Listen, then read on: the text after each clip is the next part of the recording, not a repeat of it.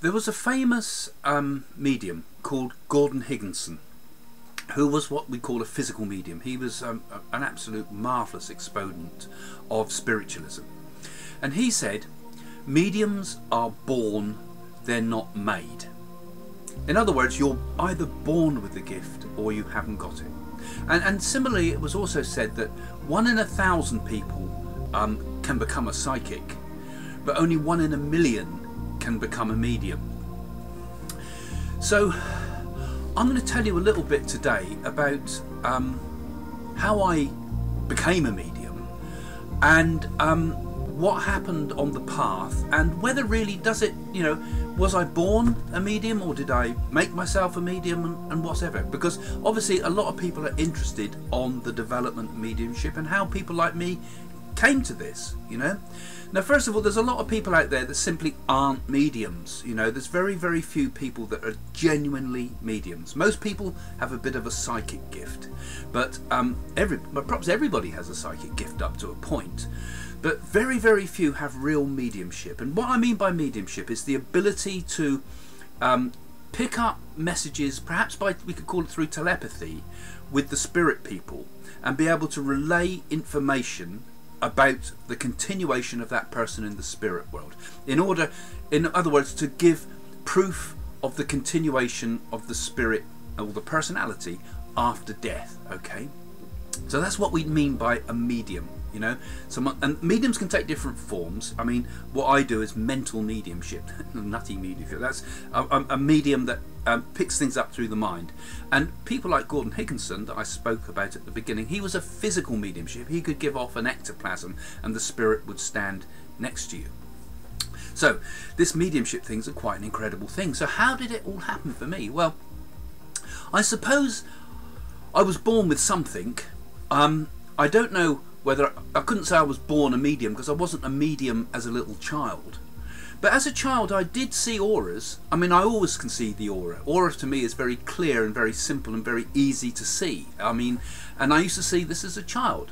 I mean, I don't see it all the time in my ordinary everyday life because my mind's not tuned into that level. But if I stop, sit, meditate, tune in, open my mind to it, open my perceptions to it, I see the aura.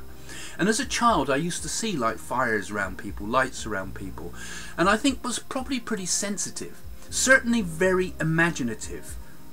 And you know, I'd see things in the cupboard and I'd see figures and things like lots of kids do, and the wallpaper in the room would all move around as a child. I used to get a lot of strange perceptual changes as a child, and my mum used to get quite frightened. I was so convinced I'd seen a figure stood in my room that she was actually scared to come in, you know. Now, some of that might have been imagination, but some of it was also real. For example, when my granddad, my Grandad Parker died, that's my granddad on my father's side of the family.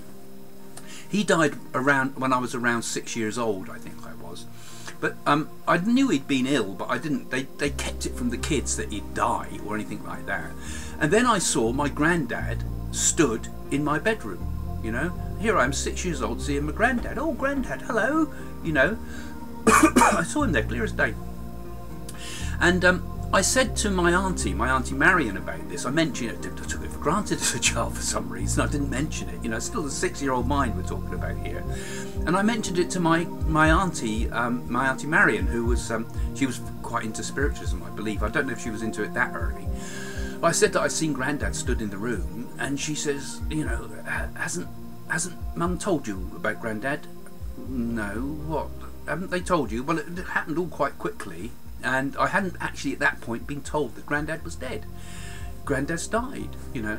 So it didn't upset me too much because I've seen him in my bedroom. He's there, you know. So from a child, I think there must have been something going on. And other people who don't claim to be mediums often will see the people they love stood in the room, particularly at the point of somebody's death. But I saw Grandad there, and that was my start, I believe, I think, of mediumship. And like I said, I also would see lights around people. I used to be followed around sometimes by an orange light that I used to see hovering in the room. I mean, whether that was some optical thing or not, but as a child, it was very real. It seemed to be there. And so, you know, it used to scare my mum, it used to scare my family. I was very sensitive. I'd see things in shapes and things like that. I'd visually project onto scribble on the wall. I'd see pictures in it, you know, and they had to tear down the wallpaper in my bedroom as a child because it moved around too much and I kept seeing pictures of clowns in it. You know? So I had a very active imagination at the same time. Now, I was also, even as a child, beginning to start to feel and think people's thoughts. I could know how a person feels, you know. Like my dad could be a very, and my dad was a lovely man, make no bones about it. But he also used to boil when he got angry, you know. I mean, not in a bad way to us, but you know, woe-betide anybody that crossed him. He was a school teacher, but I don't know if that explains it. But, you know, if I came into the room, and you could come into the room and I'd know my dad was in a bad mood, because I'd come in and not see his face and see him sat in the armchair there and see him from behind, and I think, whoa, this room feels, whoa, you know, there's energy in there. It's like the place is on fire, you know. He just had a row with someone down the road about something or other, you know. So he was a man that really seemed to be able to project his energy. So as a child, I could pick things like that up, you know. I could feel the feelings of people and know if a person was in a good mood or bad mood. And I think a lot of us have that, you know, not just mediums. But I think it was quite pronounced in my life. And particularly as a teenager, I started to notice that I could really start to read people's thoughts, you know, not in a nutty way. You know, a lot of people go off on some crazy stuff about, oh, I can read people's thoughts, and, you know, people are thinking about me, and you get all sorts of mad stuff. No, but I could prove it, you see, because I thought, well, if I'm picking these thoughts up for people, and now we're talking around about 12, 13, 14 years old, and I remember at one point saying to somebody was trying to think, I'm trying to think of a word this person was saying, I'm trying to think of a word, I can't think what it is, and I just stepped into the room and I said, I hadn't heard anything of the conversation, I hadn't heard anything about what was going on. I said, oh, you're thinking of social stability. How did you know that? How did you know that? I was thinking that. You know, that's the word. That's it. Social stability. They were having a political talk. You know, I'm a young person, step into the room. And how did I know those strange words, which were completely out of my vocabulary really at the time? So this telepathy started to sort of develop in my life. I noticed I could sort of not only just feel the feelings of people, but actually pick up actual words from people, actually finish people's sentences on some very unusual subjects, you know, not obvious things you finish a sentence with, but, you know, quite complicated things I'd pick up around people. And even at school, we were asked to do a science project, you know, and I said, oh, I want to do telepathy. I want to prove telepathy by doing a scientific experiment to prove some telepathy. And this is, you know, this is a school, and for the science project, and everybody had to do a project that we're going to present at an exhibition. And we set everybody in a dark room. We had a dark room there, and we used the dark room to do telepathy between some of us there. And we were using cards, and we were using pictures, and we were using imagination games, and we were getting some amazing results. We were all young kids, about 14 again. I must have been about 14 years old then. All young kids. And because we accepted telepathy could exist, and we were young and open and innocent, we were getting amazing results, you know.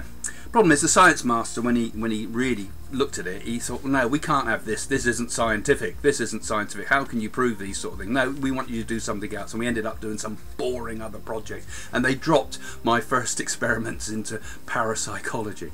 But we got a long way, and actually it got me very interested in telepathy generally. And that you know, here we were getting results that were, you know, quite amazing. And again, as a teenager, and this happens to a lot of people around this age, around about 14 was a trigger point for me. I started getting astral travel experiences at night. I would step out of my body and see my body there. I remember stepping out one day and stepping through a wall, and seemed like I was in an actual, in my actual spirit body, walking through the wall. And I thought, my God, what's going on? And then there was like a bang like that, and woof, I was right back into the body, and I saw my body on the bed. Went back into it with such a shock. The whole body leapt literally when I got it, drenched in sweat. And I went back like a whiplash. It was like someone's cracking a whip, you know, and pow, I was back in the body. Yeah, very, very powerful experiences. And others I expect have had these astral travel experiences like this, where the spirit body separates from the physical body. So a lot was happening to me. on a lot of different levels as a teenager, and simultaneously I got very, very interested from a very young age in yoga and Vedic things. I mean, really young, again, around about 14, or earlier than that even. I remember when I got the book by Ernest Wood about yoga. It was a real hard to read one, no illustrations, and I had to work out how to do the postures just by the descriptions, because yoga was not around then. It did finally come on the television with Richard Hintelman, I think his name was. Some of you might remember. Yoga for Kicks? No, yoga for Health it was called. But no, I got interested very young.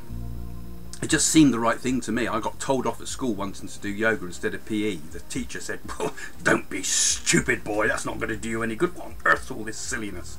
You know, well, can you do this, sir? Yeah, but so I got very interested, and I was doing things like I started doing the breath suspension. And as a kid, you know, you go completely far too far with it, you know. I mean, holding breath for long periods of times, seeing if I could get myself into what I thought was a catalepsy, I think, where you could slow the heartbeat down so slow that it was one. I was trying to see how slow could I slow my heart down. You know, I mean, pretty dangerous sort of experiments, really. And I was doing trataka, which is like a gazing type of technique where you hold your attention on a dot, or you hold your attention on a mandala center, you know, the triangular ones, or a yantra they call it, or how long could I fix my attention on any one thing until everything dissolves except that dot on the wall, sort of thing. So I was doing these type of quite advanced techniques early on as a child. So why was I so drawn to that, you know?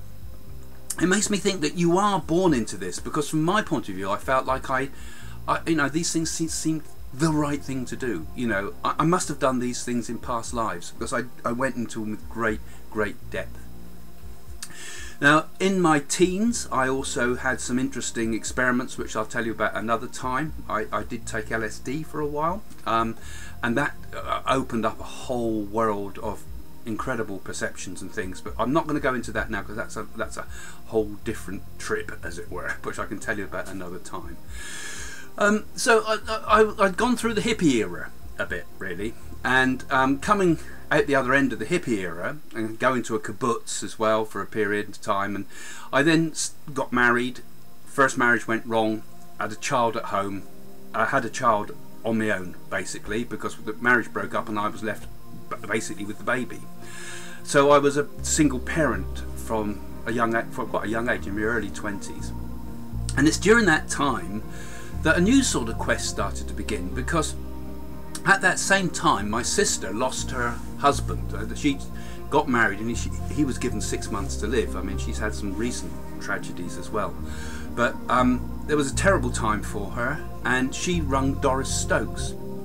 Now, Doris Stokes, for those of you who don't know anything about her, was a really well-known medium in the early 80s, and she was the first one to really go up on the stage in any big form in a public place, as entertainment type events, really. I mean, Spiritualism had done lots of things at the Albert Hall and that, but it was all done under the net of Spiritualism. But Doris Stokes was a beautiful person, a lovely lady, and she gave incredible messages to the world. Now, I hadn't heard much about her, but my sister had a reading and asked me to come with her to another reading she was going to have, and I said, you know, Doris Stokes hoax, is this right? You know, I thought, well, you know, I'd heard about mediums, but, you know, it always seemed to me like it was something that was a long way ago, back in the 1940s, you know. And so I accompanied her to see Doris Stokes, and this was my first encounter with a medium. And Doris Stokes told my sister incredible things. She told me her all about her husband that she'd lost, and gave his name and gave details about his life that nobody could have known ever. In fact, she started the whole consultation. I mean, when she didn't even know who Viv was, because Viv had sent a letter and just a telephone number, and it was a restaurant telephone number where my parents owned a restaurant at that time. And she phoned Viv at the restaurant. Can I speak to Viv? She spoke to Viv, and she told Viv all sorts of things about her husband that she could never have known. She didn't even know the name at that point. It was just Viv had just written a letter to Doris Stokes somewhere in London, and it said, I've lost my husband, I'm in terrible need, can you help? And Doris told her amazing things just on the phone.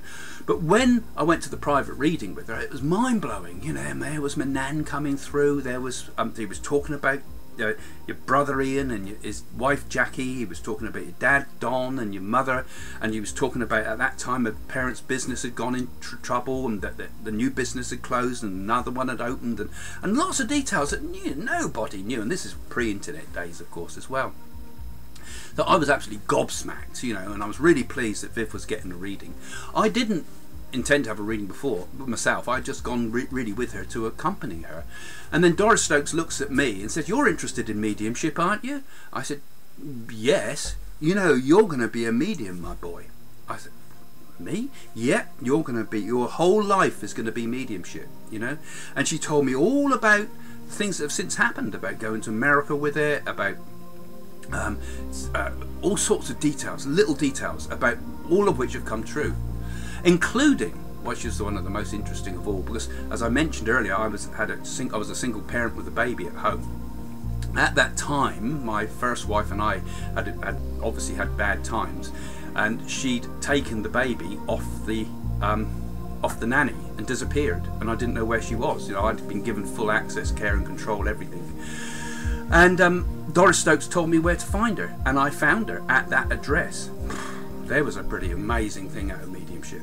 But also, there was this other situation where she said, "And you're going to meet someone really nice again." And I didn't want to know anything about really getting married to anybody again. No way. You know, I was very independent. I had my own business. I was running an advertising agency by that time. You know, I'd set an advertising agency up as a single parent. You know, don't tell me you can't get a job. You know, I started working from home until built it up and had the whole team working for me. But yeah, there I was as a single parent, and she says to me, "You're going to meet someone really lovely. You're going to meet someone called Jane, and you're going to meet her on the 6th of March. You're going to give up all this advertising business you've got. You're going to just turn your back on it, and you're going to do mediumship for the rest of your life." What? You know, I had you know, I was doing really well with it by that time. I'd been through some major struggles as well, and ups. I wrote about some of that in the book Messages from the Universe. But boy, what a difficult periods I'd been through, but and worked hard. No way was I going to give this up. But yeah, it happened, you know. I mean, it did happen as she said. I did eventually meet Jane, but prior to that, my path into becoming a medium, which is what I'm really wanting to talk to you about, was triggered by this meeting with Doris Stokes. After that, my auntie Marion, who she was really the one that told me about, you know, when I mentioned earlier about when I saw Grandad's ghost. My auntie Marion had been to see me. She got really interested in spiritualism. She was really keen, you know, and she said, "I've just seen a marvellous medium. He's a policeman." A policeman? Yeah, police sergeant in Hammersmith, London. You go and see him, Craig. You know, if you've seen Doris Stokes, you'll love him. I thought, oh, that's interesting. You know, that's interesting. Oh, God, I'll book a reading. So I booked a reading to go and see Peter Close. Now, he was the brother of Brian Close, who was the English cricket captain at that time. And Peter was, I think, had just retired at that time or something. And I went and had a reading with him. And again, there's a lot of detail that I'll have to keep this reasonably short, I think. But he told me amazing things too. He told me about my friend who had, I remember, you know, when we were hippies and things, he'd taken a bit too much LSD, this guy. He was a lovely friend, a close friend, but he flipped eventually, just went bonkers with it all. And he came to my flat, stayed there for a while, and I was trying to get him settled. He had major problems. I was trying to get him help, and then he just cleared off, and I couldn't help him anymore. I thought, oh my God, poor sod, he's disappeared. And then he went away and went into a garage somewhere in London, poured petrol all over himself, and lit a match and went up like a human torch in a garage. Oh my God. Well, the reading with Peter, he says, "I've got someone here," and described his personality. I thought, hey, just a minute, that's him. And he said, "I feel so hot. I'm hot. Oh, I'm sweating. Oh my God, what happened to this boy? He's burnt." My God, he got it absolutely right. He said, and here's a policeman telling me about how he'd taken drugs and how and how it'd been on LSD when he did this and everything like that. And my God, what an amazing piece of evidence.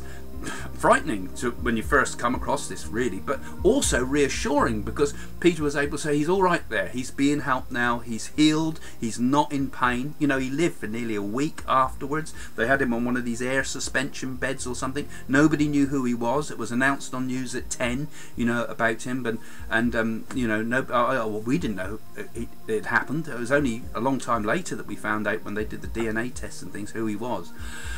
Ooh, but he came through on the reading, and I thought, wow, this spiritualism, this mediumship is incredible. And Peter said to me, you know, you are meant to do this. You've already been told that. And I said, yeah, well, I had by Doris Stokes. And he says, funny enough, he said, I'm actually starting a circle next week, and there's one place left, and you're the person I feel that's supposed to come into this place. Can you come? Oh my God, I'm a single parent. How will I do that? This is London. I live in Southampton. It's going to be a long drive. I'm trying to run a business. How will I do it? You know? And he says, well, it's Tuesday. So can you come? Let me know before, and it's Tuesday night. And then the babysitter, I used to be able to get out one night a week, as you know, to go out, and I had a babysitter that would come one night a week, and she'd come on a Saturday night, and I could go out Saturday nights. And she said, I've got to change my times, Craig. I can't do regular Saturday night for you now. It'd have to be Tuesday's the only night I can do. Tuesday, the night of the circle. So that became my night out, once a week, driving to London to go and do a circle. And it was in a circle that where the mediumship turned from, you know, just being able to do a bit of telepathy and being sensitive and all these other things. Peter Close trained me. So the gift was there. You know, like I said at the beginning, you know, our mediums, they're made. They're not made. They're born with it. You know, mediums are born, not made. But the gift needs to be trained. So what Peter did, he trained my gift together with the others in this development group. We learned things like psychometry, and also Bill Landis worked with him too. There was two of them. And they'd take turns over the evenings. And, you know, basically, I went through the training. These are the things I've written about in the books, and the same way, you know, that I was trained, I've explained it to others. How you can use psychometry, how you can use aura reading, how you can start working, connecting with the person telepathically, and then the mediumship starts to come through. But I found with me, it just seems to just open like a floodgate. Bang! It just all came, tons of it, loads of mediumship. I just thought, how did I do that? You know, someone would sit there and I tell them all about it. There was one lady that came. We used to have a visitor, you know, and I said to her, you know Hattie Jakes? And I said all this description. I got a big fat lady, Hattie Jakes. It's Hattie Jakes, you know, from the comedy thing, you know. Yes. She was my personal friend. We worked together. I can't remember what she did. She was the makeup artist for her or something. She was close to Hattie Jakes. I thought, how did I know all that? And I just knew it. You know, I could see it in my mind. I could feel my body felt big and fat like Hattie Jakes had. I could feel the personality as being funny and bubbly, you know. So these little things were beginning to prove that the mediumship was real to me, and it opened and opened and opened and opened. And I sat for about 2 years with Peter Close in the circle, and then he said, right, now you're all ready to work on the platform. And I go, what's that? Platform in spiritualism. Spiritualism? What's that? Don't you know what spiritualism is? No, I've never been, not heard of it. What is it? Is it a religion? Spiritualism, of course, for those that don't know, is a movement, a philosophy, some call it. It is a religion as well, in which the medium will stand on the platform and give a demonstration of mediumship to an audience. I'd never heard of it, didn't know it existed, and I was now booked to go and stand in front of what we call a fledgling evening in a spiritualist church. And this was how I'd really gone, you see. I'd gone from getting impressions as a child, getting interested through the mediumship, and then discovered spiritualism once I was a fully developed medium. And my first demonstration of mediumship, because some gave psychometry demonstration and some gave mediumship demonstration, and I stood up, and the only mediums I'd ever seen, other than Peter Close and Bill Landis, who was working together, was Doris Stokes and Gordon Higginson. And anybody who's seen Gordon Higginson will know he sets a very high bar, and I just assumed that all mediums did that. So as soon as I stood up on the platform, and that was, I think, at in London, it was Pembridge Church in London, and I stood up and I gave a mind-boggling demonstration of mediumship, because I thought that's the only way you have to do it, you know. And everybody was, woo, how does he do this, you know? And I carried on doing it. 15 years I worked every 3 times a week in Spiritualist church, giving demonstrations, moving to London, going up to Edinburgh, going all over the country demonstrating mediumship whenever I could get babysitters. And it became, you know, when people say, oh, I want to become a medium, how long will it take? You know, it takes a lifetime, and it takes at least 15 years demonstrating, I think, in a Spiritualist church before you're even good enough to step onto TV properly, you know, or anything like that. And really, that's not really the goal, you know. I mean, it shouldn't be about ambition, it should be about service. So that's how I started. And one day I was demonstrating in a local church in Eastleigh, which is near Southampton. Jane lived in Eastleigh, and I'm given a reading, and I'm coming to the people in the audience. I said, I've got someone here called Ethel. I want to give Ethel as the name. And nobody was going to take it, you know, and I'm looking around, I couldn't see. And I said, someone who's wearing blue. And I couldn't see anybody in the audience in blue, but Jane was hiding behind someone, and she was wearing all blue. She'd been told to wear blue that night, you know, and her grandmother had appeared to her, told her to go to Spiritualist church, and told her it was important, you know. And then I said, do you understand, Ethel? That was her grandmother, who just appeared to Jane at home. And then I gave her a whole message about her life and things like that, and what was happening in bits and pieces, and described her grandmother with her pinny, and I can't remember all, and all the other things. I can't remember all the details now, but it was good evidence. And I said, this lady is telling me that I've got to come to you for a reading, because as a medium you can't see for yourself, you can only see for others. And all the audience, or, you know, congregation, but it's the audience I like to think of them, they go, ooh. And I was completely innocent, you know. I wasn't thinking, oh, this is a nice looking girl. No, it was the audience knew that Jane was on her own as well. So a kind of a matchmaking happened from the spirit world, you know. Jane's grandmother brought us together, and that was on the 6th of March, the very date that Doris Stokes said, you will meet a beautiful person called Jane. I hadn't realised it, but it was the 6th of March. It was 9 years later than when she said, but it was the 6th of March. And then, of course, Jane and I went to the private reading, and things happened from there. We got to like each other, we started going out, we went to sing a few things together, such as went and saw the Dalai Lama together and things. And within that no time, we'd fallen in love and were married. And then the rest is history, because Jane and I then, you know, I looked at my life in advertising, and it wasn't going so well then. Things were getting a bit hard, and I thought, now what do I do next? I either have to make some real major decisions with this, or I do something new. I thought, I'm going to turn my back on this. I've had enough of this. Let's be mediums.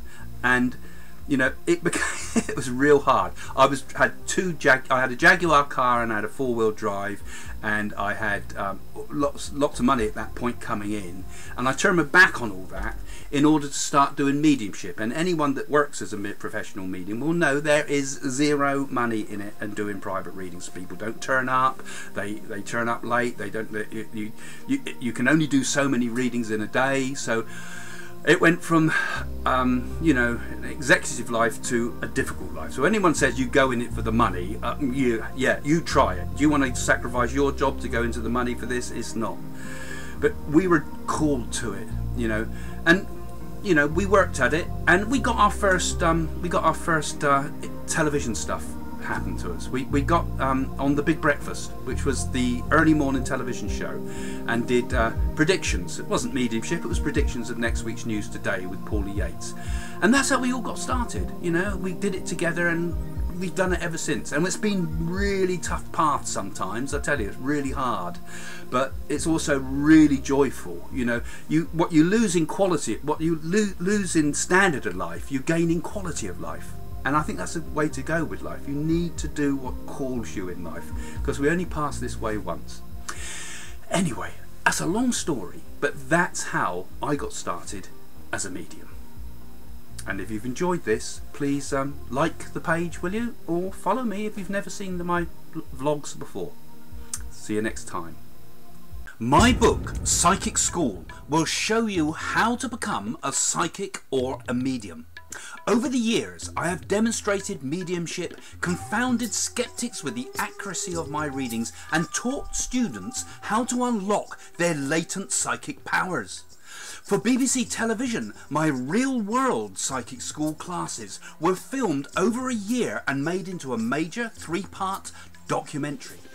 Now I show you how to recognise and harness your own psychic powers. In fact, these forces may already be at work in your own life through gut feelings, dreams and perceptions.